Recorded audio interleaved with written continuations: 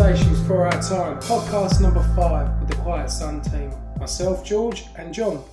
Today we are delving into more about growing our own food, working with nature, and how we could create networks working with people using the basic principles of permaculture.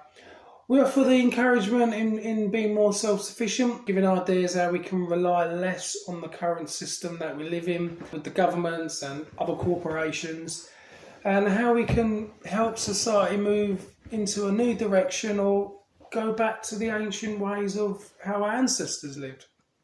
So, how you doing, John? Yeah, I'm good, George. How about yourself? I'm good. Raring to go again. I'm Excellent. looking forward to this as normal. Yeah. So, well needed. Yeah, it is. Definitely need to talk about permaculture. So, permaculture is really making a comeback, as we were talking earlier. More and more people are getting their own land, using the principles of permaculture to create a new system that eventually, once it's set up, will run itself. So that's the goal. So just explain a bit about what permaculture is for the listeners. Okay, cool. So just first of all, a bit of a kind of information about how I got into permaculture, because I've been growing food for maybe the same amount of time as you, 5 or 6 years. Not as that long for me, but 3 seasons now, I think. Yeah. I was helping my dad out 7, 8 years ago. Where it starts, isn't it? Always help our dads out. And I'm really thankful for that. But obviously what I experienced with my dad is that although he loved to grow food, he didn't necessarily understand or research how plants work. And he would use like slug pellets. And, you know, as most people know, slug pellets are really bad for good for killing slugs. And I understand the adversary of snails and slugs. They're a problem for most people, especially in wet areas like really bad where this we year, are. isn't it? But if a slug eats a snail pellet, or a slug pellet, sorry, and a bird eats that, and a cat catches a bird, I mean, you know, you're poisoning the ecosystem. It's not just one thing. You can't expect, you know, and that's the problem is if you don't have an understanding of how an ecosystem works, it's easy to make mistakes. So, you know, this isn't to judge anyone that's kind of done this, but essentially I didn't want to grow food that way. And I kind of said to my dad, you know, it's not great putting down that stuff. Yeah. He's like, well, how else do you keep them away? I'm like, well, there's got to be a fucking way. There's loads of ways. You know, really, permaculture is essentially ways of creating an ecosystem is in harmony without any artificial inputs. So you're trying to create a system or a cycle which is in rhythm with nature. And Bill Mollison, who kind of coined the phrase permaculture, along with David Holmgren, Bill Mollison's now passed away. He coined the term permaculture, permanent culture or permanent agriculture. And the idea is that you're not just growing things in a monocrop way. You're trying to incorporate the biodiversity of life, like any natural system, like a forest. If you look at a forest, I mean, forests have been there for thousands of years. Yeah. Some may be younger. But the longer they're there, the more biodiversity is in there. Absolutely, yeah. You know, it's the human mind that thinks it can produce things better than nature. This is why, you know, I know we're going to go on to the principles, but one of the principles of permaculture is observe and interact. And the importance of that is the observing is, from my understanding, is about taking away the ego of what you think you know, what you've learned, what you've watched on TV, and seeing how things work. And start thinking about what needs to be done rather than what you think. Yeah, what doesn't need to be done. Yeah. Masanobu Fukuoka, who wrote One Straw Revolution, his question to himself is, what do I not need to do? You love that book, do you? Oh, it's brilliant. I mention it all the time. But it's the reason I like that book is because he's written down his experiences, all the mistakes he made, all the hard work he put in. Yeah. But the more he experimented, the more he took away his ego, and the more he realised that actually this is hit for me to understand. Absolutely. You know, because once you understand, and that's what the observing is about, is once you understand something, you know how it works, and therefore you know the things you need to do and the things you don't need to do. What we'll do is we'll get into the bit of the principles a bit later on. Yeah, So, sure. where did you learn that? Where did permaculture come from? Where did you learn? Where did I learn it? Yeah, when you started looking into where did you well, learn I permaculture? looked at Bill Mollison's stuff. Yeah. I mean, you can find permaculture principles everywhere. It's the same as the reason why I studied Buddhism so extensively, is because it's about understanding things and trying to take my ego away, because I know I have an ego, and I know sometimes it makes me feel I know more than other people, or I'm better than other people, or I'm more awake. It used to make me feel I'm not good enough, I'm not this, I'm not that. But both of those are delusions, because in past I was comparing myself to other people. Yeah. And that's the mistake. And even now I compare myself to other people.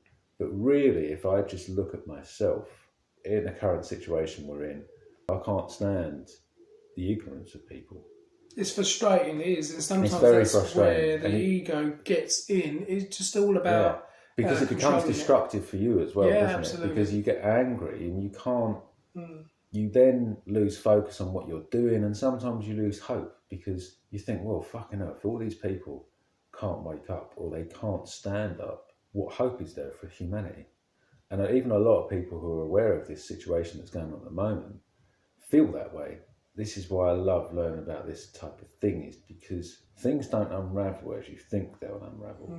And even in a time of chaos and uncertainty, things like patience are really important, because what patience does is it keeps you more still. It does. It because keeps you balanced, learn about discipline, about that actually, you know, it's not that you know everything. I mean, you take action when you feel you need to take action. Same as permaculture. You only do something if it needs to be done. So talk a bit more about what permaculture is an ancient way of farming. Well, exactly, and this is what I wanted to mention before we kind of got sidetracked, as we do sometimes. Permaculture is just 12 principles. It started off with 3, but 12 principles that are based on how all people used to grow food before you got into the whole agriculture business. Simple ways that are deeply connected to nature, based on an understanding and a respect for it, and that actually we're not separate from nature. This is why I don't like the terms environmentalist or humanitarian, because a humanitarian takes care of fucking people and an environmentalist take care of the environment, but they still both believe that humans and nature are separate. There's a lot of theology in that, right? Absolutely. Yeah. And really, you should be a naturist because we're part of it. Yeah, absolutely. And now it's like we were saying before, you know, I believe we're stewards. We should be taking care of this planet. We can enjoy the abundance of this world that it has to offer. Not the concrete places we get that we live in, but I mean, I've got a book about building cob houses. Now, people may laugh, but cob houses are brilliant. I think they're brilliant. Because you can make them from natural resources, which you can get for free. And that's the beauty of it. That's the beauty of it. Which you can get for free. Yeah. And you can build it with your own 2 hands. But the actual basis, you know, straw, water, clay, and a bit of sand. Brilliant. Really what permaculture is based on as well is that you're capturing the decomposing matter and turning it into nourishment for your new plants, which is driven by the sun. And these plants are able to synthesize with the biology in the soil to get the minerals they need. And this is the interesting thing is, again, this separation, biology, chemistry. A lot of people see these things as separate, but they're completely interrelated. Absolutely. And you can see that in the soil.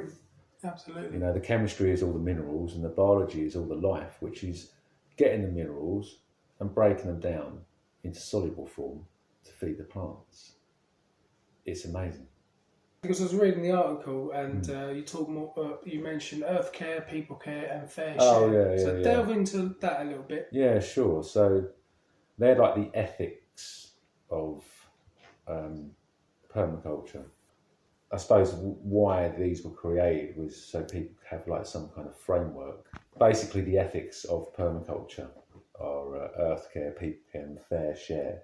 So earth care, I mean, they're pretty self-explanatory, but like I wrote in my article, it's the connection we have with nature. It's our ancient bond that we have with Mother Earth. You can look at this from a kind of practical point of view or a spiritual point of view. I like to look at both. It's just about respect for nature. You know, it's like when you go foraging. If you see a whole bush of raspberries, you don't take all of them because that's just fucking greedy. That's the problem with society right there. Exactly. What you do is you just take a couple of bits.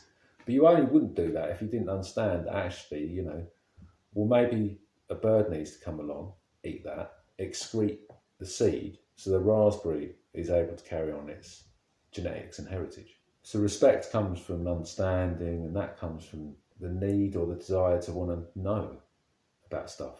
I was thinking about this the other day, you know, the difference between information and knowledge, and you can look at this lots of different ways, but information is something that's given to you, and knowledge is something that you seek. It's something you have to go out and find out, because any bit of information can be true or false, right? Knowledge is just the truth.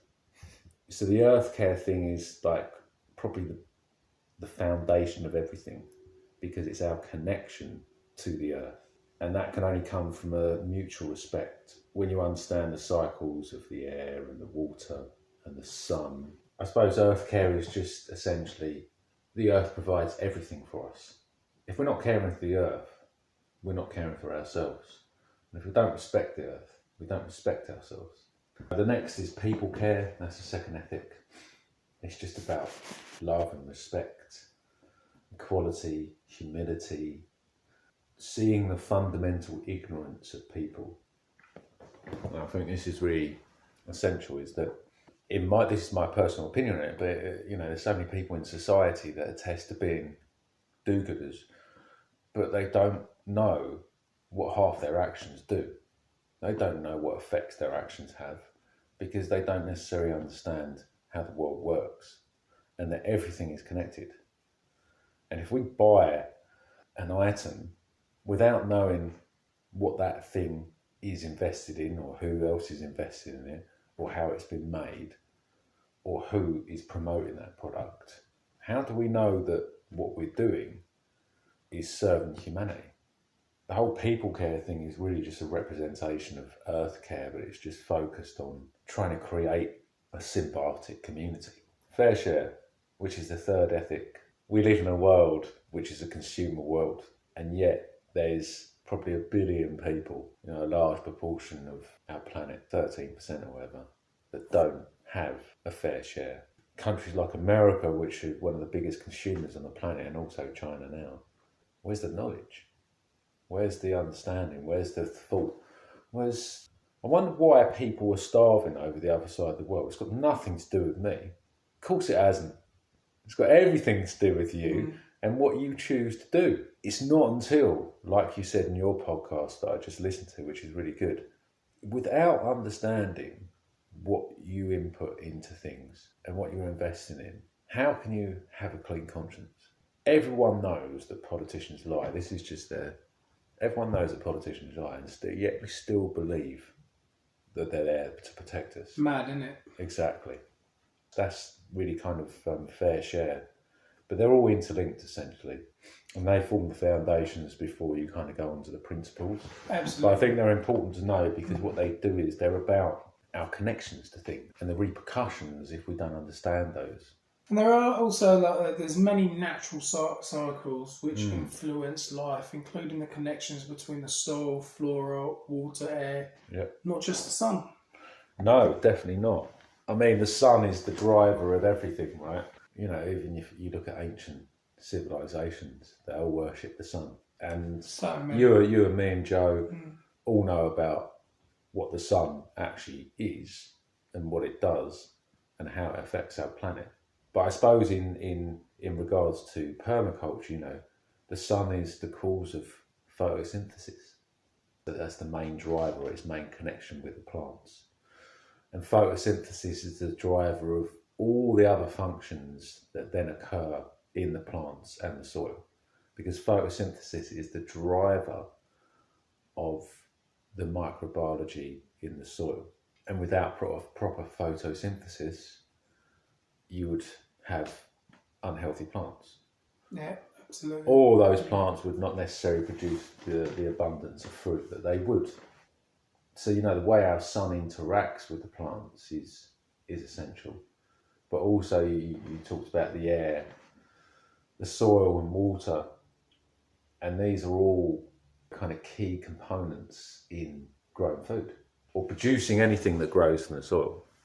Air and water isn't just about the air and water outside kind of interacting with the plant. So if it rains or if the wind blows, that's obviously obvious, right? Or if it's too humid, that can affect things. But more importantly, it's about the air and water in the soil. These are the elements of nature. These are the elements of nature. All connected together. Absolutely. All connecting together. And this is the thing people don't understand. They just say, oh, air or the sun, or it's doing nothing magical. It's always doing something magical. You know, with what you've got too much, and again, it's the Goldilocks thing, isn't it? Too much water, your soil becomes waterlogged. Not enough, it becomes dry. But if there's not enough air in it, and there's that would enable enough water to be able to penetrate through it. And what you're essentially looking for always is that balance. That's exactly what I was about to say. Yeah, and that's the essential thing, George. Sorry to interrupt, but we talk about balance. You're talking about this whole language thing. We talk about balance like people actually know what it is. Obviously, I mean, it is obvious, just balance. But in Buddhism, they call it the middle way. I suppose the analogy I'd like to draw here in relation to permaculture is that in soil, you have a measurement of soil acidity, which is pH, power of hydrogen. Okay, so that's the amount of hydrogen that's able to be held in the soil. The perfect pH is between 7 and 6.5, 6.3, something like that. That is the area or the amount that most plants can get most nutrients from. And I'm so glad people are thinking about this more. They are thinking about this more. The more we talk about it, we'll bring it into life. And other people, they are doing it, especially people who are going off grid, they are doing it. But we need to also have this, what we're talking about is a mutual and responsible connection to nature. It is part of being human. Well, this is it, George. Having that connection. Definitely, 100%. And I'll give you an example. When I'm at one with nature, if I go for a walk in the woods, I want to touch the trees. I do it all the time. I remember going. Yeah, of course, man. I remember going to New Forest, and as soon as we got there, I bent down, I picked the sword up, and I just held it in my hand, and I was like, smelt it. For me, that is the connection. That's the balance. Yeah. Because there's nothing greater than our connection to nature. Where do you think they started to sever the connection first? Where do you think they started to take away the naturalness of life? It was with our food system. Then the pharmaceutical industry came about, and they both integrated. The whole point is they're both the same thing, because what they've done is, if you think about it, food is either medicinal or it's nutritional. It either heals you or it nourishes you, or it can do both, right? But they both come from the same source. They come from the soil. They come from nature. Our agrarian democracies, as we so call them, are now using both of those, creating artificial components of them. Absolutely. And so, the food industry, which is, I was reading just in Iraq, when we went to Iraq and they grew all their own food, the Americans went in there. Of course they did. And they planted all their GMO crops. Of course they did, yeah, absolutely. I mean, it's insane. Right, so I'm going to go further into talking about the principles. I know we probably haven't got time to do all of them, but so you mentioned there's 12. Just go a little bit further on the observe and interact. Yeah, sure. Well, nature knows best. I think the important thing is, obviously, if you're starting out trying to grow food, you're always going to make mistakes. So when I started out growing food, especially knowing about permaculture, things were just an experiment to me. I wasn't attached to an outcome because that wasn't the point. The point is to see how plants grow in soil. And I'll give you an example. It's because when I overtook the plot at my allotments, I didn't know what they'd used on the soil before. I didn't know what condition it was in. I took a pH measurement of all the different beds, and then I stuck down the appropriate mulch. My beds were like between 7 and 7.5, and I knew they had to be around 7 or just under 7. So I wanted to acidify most of the soil, and then I'd plant in there and I'd see what grew and how it struggled and what the soil structure was like. So when I was planting, what I was doing was I was looking at the soil at the same time to see the structure of it, but also you want to smell it. So I'm observing while I'm taking part and I'm interacting, but I'm making minimal disturbance. I'm not digging it all over. I just want to understand how things work. And that's really, you can then get to the point where you plant a seed and you see it grow and you see how it reacts to the sunlight. Or if you're growing a plant in a pot, using a particular medium for growing in, that plant may demonstrate to you that it's not getting what it needs. Because certain plants need different things. For instance, squash are very heavy nitrogen feeders. So they need a lot of nitrogen in the soil. And if you haven't got enough nitrogen in your soil, or it's not soluble enough, it means those squashes are going to struggle to grow. Unless you give them artificial fertiliser, which you don't obviously want to do. Oh, absolutely. So observe and interact requires patience. It requires you to take your ego out of the way. It requires you to just try and understand. You're not trying to get a result. The result is for you to just be still. It's like a meditation. Yeah. It starts off with people just caring about it to begin with, but also the next principle is capture and store energy. Yeah. So an very easy, simple example of this, which everyone can do, is a water butt. Why would you want to fill your watering can up from your tap or your hose to water your garden? I use my water butt all the time at the lawn. When you can use a water butt, because that water that comes from no matter where you live, is never going to be as good as your rainwater. And it's got loads of shit in it. Yeah. All sorts of stuff.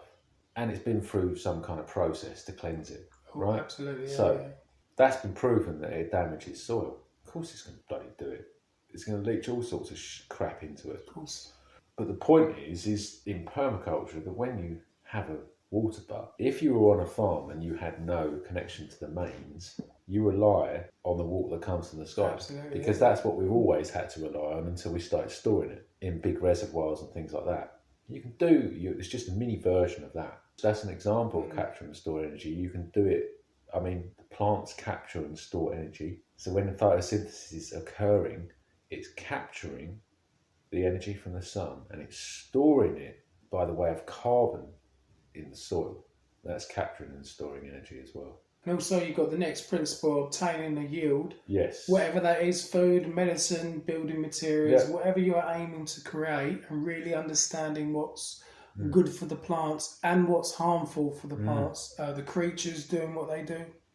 The whole point is you may be able to, you say you had an acre, you can obtain a very big yield off an acre very quickly using artificial means. And you may be able to do that for a couple of years.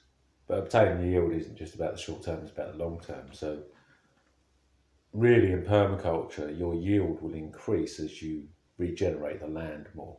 So you'll be able to grow more because more nutrients will be going into the soil because it'll be captured by the way of photosynthesis and going into the soil. And as those things are going into the soil, if you have the right plants in the soil, they're then going to be triggering the microbes to go and get the minerals that are needed to then make the soil system stronger.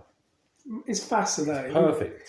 It's a perfect system. Brilliant. I know. It's all we need to do is just observe it. I mean, it's beautiful, man. And also, you've got applying self-regulation, accepting feedback, respecting nature, as you said. And the ultimate aim is to build a system that runs itself, following what nature does, mimicking what nature does, and creating a system that gives us what we need and try not to interfere too much, because that's another problem. So just let nature do her thing. Yeah, this is it. It's like Masanobu Fukuoka said, our job isn't to interfere, it's just to help nature along a little bit. All we're doing is we're trying to get that bit of land. That's why regenerative agriculture works, because you're trying to get that land back to a place where it's as natural as it possibly can be, while serving your own needs as well. And the more you become part of that system, the more you realise you don't actually need much. You know, things like food forests, you can grow a lot of food in a very small space, because you're using, you know, another things in permaculture is when you have like layers. The Three Sisters, for instance, which is where you grow corn, beans and squash together. The squash has a layer. Yeah, it fills the bottom layer. The corn grows really high and the beans will kind of grow up the corn. I mean, you can get smaller beans, you can get bush beans, which won't be as high. But essentially, they work together practically within that space, but they also work together biologically and chemically. You know, they help each other. Perfect system. Maybe not purposefully, but you know, the Native American Indians used the Three Sisters. Very old technique. Yeah. You've got the next one, using renewable resources and services. So, like, here we were talking about the sun, water, and the wind, and of course, society is not doing the things the right way, and we end up with so much waste, right, which is another problem and one of the biggest problems. And as I said, it's pure madness. You know, when we think about it, there is so many ways we could be doing all this better and living our lives so much better and respecting nature, and the same. It's a win-win. Yeah, you know? Of course it is. I think this is the point, isn't it? Nobody has to lose ever, because we can all have a fair share of this planet. The problem with permaculture is it's the complete opposite of what our industrial agriculture is, which is where most of our food comes from. Like yourself, I can grow a bit of food, but I haven't got enough land to grow everything I need. So I buy food, vegetables and fruit from the local farm, organic farm. And her food is great. I can't really fault it. I mean, I can grow better food myself, just basically because, one, I know what I want. And secondly, once you start growing your own food, your whole gut and the soil you're growing in will go in synchronization. I mean, that's another thing. But essentially, you know, you get this food and potatoes come with mud on it. I love potatoes with mud on it because I know it's just come out of the soil. That's something beautiful. The next principle is design from patterns to details, so looking at the bigger picture. Yeah.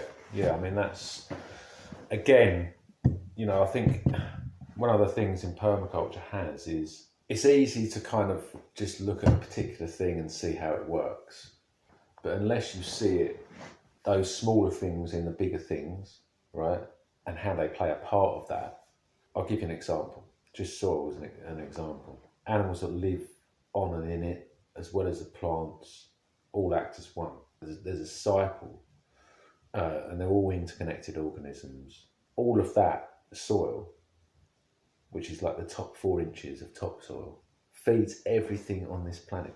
If people could only understand that, we wouldn't be poisoning our soils. Absolutely. You know, because that's probably one of the biggest travesties that the Industrial Revolution has created, apart from the pollution of the seas, of course, is the toxic shit that's pumped into soils. And a lot of the pollution that comes from into the sea actually comes from the soil. It comes from all those dirty fertilizers and pesticides and herbicides and fungicides that are sprayed on the plants, go into the soil, leach out of the soil, either into the water table or into local rivers, and they find their way to the oceans. Sad story, isn't it? It's so sad, man. Next principle, sector analysis, like talking about the different energy sources and their influences. Yeah, so I mean, you can kind of see this principle, but it's just a way of kind of understanding what the different parts play in, you know, because if you have, for instance, if you have a permaculture farm, you have different types of zones, you want to understand how they interrelate to each other as well as what they do on their own. If you've got a bit of land and you want to grow food on it, what you need to do is a sector analysis of what's going to go where, because there's certain things that you need in certain places. You can put them in different places, but it won't work. You need to use your observe and interact as well. You really need to observe to be able to do that sector analysis. And also, as you mentioned it before, so integrating rather than segregating, understanding that nothing is more important than anything else. It's equal and part of the whole. It's all important. And like I said before, like weeds, I mean, it's there for a reason. They add carbon to the bare soil. Yeah, of course. And nothing's a coincidence in life. I mean, some things, if you look at the soil, viruses and pathogens are signs of unhealthy soil. It's like the reason this is what's going on is happening now is only because society has become sick that this has been allowed to happen. Because if society was healthy, i.e. our consciousness was healthy, we wouldn't have allowed these things to happen. But so many people are ill because their minds have been poisoned. Buddhism talks about the poisoning of the mind by, they didn't call it propaganda then, but things that are not true, by falsehoods. When people spread rumours, they used to do it back in the Buddhist day, in Japan, back in the Buddhist day in the 1300s, there was a lot of hysteria around who was the greatest school in Japan, Buddhist school. And they would lie, basically, and they would manipulate people, and you had monks that basically lived luxurious lives because poor people were in spiritual chains because they didn't understand their power. They didn't realise that they could pray to the Buddha himself. No, they had to go and give whatever they gave to these monks to do it for them, to sing them prayer. But that's basically like allowing someone to make a decision for you, like allowing the government to make a decision for whether you should vaccinate your children or not. Yeah, exactly. It's the same principle, isn't it? It's exactly the same principle. All of these things are related. This is why I talk about these things, because everything is connected, and there's never a coincidence in anything. So I think, permaculture isn't just something, I just want to mention this point, permaculture isn't just something that you use for growing food. You use these principles in life. Every single one of those principles I agree. You can relate to experiences in life. It's all about the connection. It is all about 100%. The connection. And using value in diversity principles. So preserving natural habitats, cultures is key, and regenerating areas when we can, and all ecosystems working as one big one, which creates a successful permaculture. This is the wonders of diversity. Yeah, and I want to mention something about this. So obviously there's a big thing on at the moment about, and obviously I know you're a vegan, George. I've been a vegan. But there's a massive attack on the food system at the moment. Oh, there is. Absolutely. Not on the right food industry. I mean, basically, as you know yourself, industrial agriculture has been around for, 50 years. Intensive farming has been around for 50, 60 years. All right. This has caused all sorts of pain and suffering upon many animals. And the reason that I became a vegan in the first place was because of that fact. And when I do eat meat, I only buy organic, grass-fed meat that I know, as much as I know, has been cared for. So the reason I mention this is because at the moment there's an attack on a natural way of farming. And I'm not talking about the industrial agriculture, but I'm talking about farmers that actually have a more ethical way of farming. Because what our government's trying to do at the moment is our government is trying to rewild 30% of the land that is now farmland. Right? They want to rewild this in the name of CO2. Isn't it weird how they're worried about the CO2, right? And yet, if they rewild, there'll be more CO2 anyway. So the point is that with this principle, you have to understand that every single ecosystem requires lots of different animals to be in it to make it healthy. And that includes herd animals or flock animals. They need to be in the system to have a healthy food system.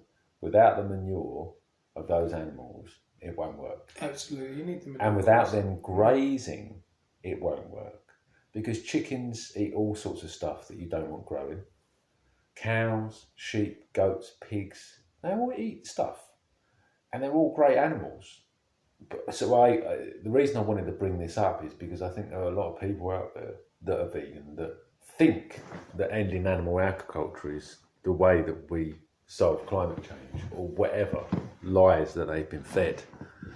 But I'd like to say, that I know of people that are vegans, or know of people that are vegans then that have a place, but they just don't eat the animals. They just use them to create manure, and they use them to weed, to graze. That's it.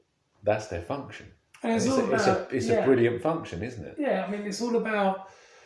I mean, the bottom line is people need to be doing it themselves, And you do need. Obviously, you need the animal manure. You need it. But also, as well, George, it would be interesting because just having that connection with an animal, whether you're going to kill it or not, it's not about that you're killing the animal. It's about the quality of life that animal has and the connection you have to that animal. Just like the quality of life or how healthy a plant is and the connection we have to that plant. Because that's what we're trying to do, isn't it? All we're trying to do is synchronise ourselves with those living things. I think we have to society has to live more in harmony with it all. And that's the key thing. And then if we only can get society to start caring, that's the sad part. I mean, as I said in my podcast, I'm more inclined to help people who are already on the path of truth because I can't really. I agree. But it's all about being in harmony with nature and looking after the animals. But yeah, I mean, you also mentioned Zone 5, giving nature its space to do its own thing and just letting her get on with it. Really, we don't really need to interfere. No. Well, I mean, look, I don't disagree with rewilding. There's nothing wrong with rewilding. In permaculture, they call it succession. So succession is where a bit of land or an ecosystem, because an ecosystem can be any size, really, if you think about it, scale it up or scale it down. It's how that land changes over time. So when you rewild, what you essentially do is you're encouraging the wild growth, the wild evolution of what that land can produce.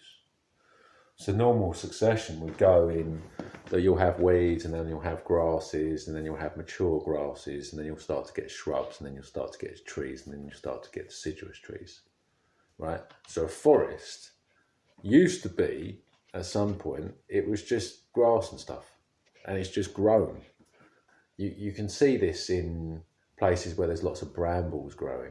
A few years before, that could have possibly just been grassland. And it's just gone that way naturally. Yeah. So that Zone 5 is really important because it allows nature to come in.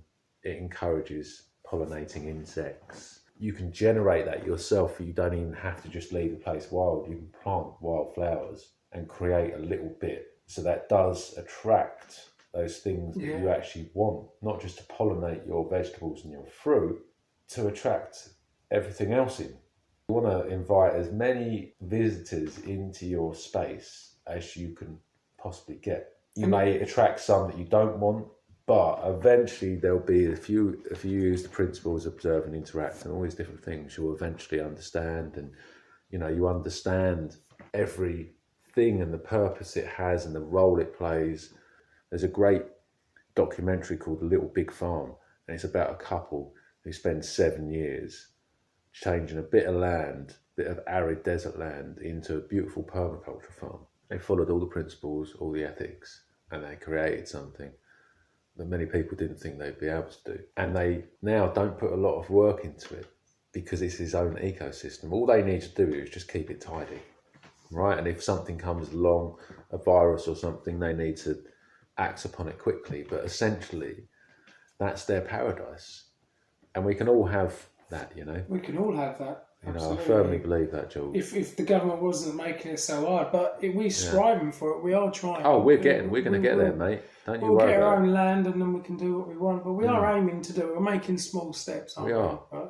So it's all about adaptability, really, and it is something that society, as we mentioned before, is something that society in general doesn't really like change. Of course, they don't think they're not very good at it. Let's face it. And so they don't really react to change very well, you know. But that's just the way. That's just no way to evolve and grow. You know, nature does, and she changes all the time, especially when it comes to the seasons, and that's how you grow. You just adapt to it. You know, just like plants, they're adapting. It's something sadly society can't do. I'm afraid they're too comfortable in their own ways, but. But hopefully we can encourage, as we are coming to the end of the podcast now, but hopefully we can encourage people, you know, to go out there if they can, get their own land and start doing things themselves. And it's all about encouragement. We can't do it. We can't encourage people enough, really. So hopefully we're going to be in the position of one day where we have our own land. We don't know how it's going to happen, but we can strive for it. So is there any last final wise words you want to say, John? Yeah, sure. You know, adaptability, I think, is really important, but also just to understand that we can all adapt. I mean, it's just an inherently humanistic nature is to adapt. It's an intrinsic nature of life is to adapt. The only reason we don't is because we've been made to feel that we're not who we are. This is the problem with the ego, isn't it? Is we've all just been focused on this whole ego thing, what we look like to other people, what car we're driving around, what car we've got, what job we've got, how much money we earn. And some of these are normal practical things. I need to earn enough money for this particular thing or whatever. But it almost becomes a contest. And essentially, for me, all these things I've learned about permaculture, soil biology, it just humbles me. And it's good to have something that literally grounds you. It is my grounding. And I think even that itself in the English language, you're grounded because you're connected to the ground. You're connected to the earth. You know They've what I mean? tried to sever that. They have, of course they have. You know, walk barefoot on the grass. Love it. You know, love the grounding and earthing. Love it. And it's just a beautiful experience. So, like George, the reason we do these podcasts individually and together, and we do our articles and stuff, is because we realise the importance that lots of people are out there that want to do the things that we're doing, we've just started doing, but they're not sure where to start. And we just want to encourage people to take their power back. Yeah. Because the only person who can decide what is best for you is you. No government official, no celebrity has the knowledge or the right to tell you what to do. And if you follow them, maybe instead you should be growing food. Because if you were growing food and you follow permaculture, you would see that you're far more powerful than you've been told, or more powerful than you think. And not in the ways you want to be, but in the ways that we're powerful beings, man. You know, we have everything we're we easily need. led astray, and that's the problem. Because we're highly adaptable. And this is the thing. Everything has a negative and a positive connotation. Because we're adaptable, we can be manipulated. Because the mind is adaptable. When a person gets tortured, what do? Their mind distracts them, because that takes the pain away. Mm-hmm. Yeah. If they put their mind somewhere else, they can do that thing. Adaptation happens in many different ways. We just got to understand that the healthiest way to adapt is to consciously adapt, to actually be at the steering wheel of your life and be able to pick up the people you want to pick up and run over the people that you want to run over. Exactly. Yeah, they're my last words. We're hoping that more people are going to take back their power, and we hope the listeners are enjoying the information that we're putting out there in our podcasts and our websites. And we know it's difficult. You don't know where to start. We didn't know where to start. We're still learning as we go along. We're learning, put it on platforms, and obstacles will come your way. I think sorry, George, I was just going to say, when you take the step to start, more than often you'll meet other people. You'll somehow meet other people that are doing the same thing as you, because that's what the universe does. Like attracts like. Exactly, that's the synchronicity of it all. So hopefully it encourages other people. We didn't know what we were doing, but we're doing it. We're doing something. We're taking action, and hopefully we can create networks along the way. So we really hope that you're enjoying it. If there's anything you want us to talk about, just leave a comment. And if we don't know the answer to it, we're going to look into it and we'll start talking about it. Yeah, so thanks for your time, and keep doing what you're doing, everyone. Keep fighting the good fight. We'll do another one again soon. So in the meantime, take care.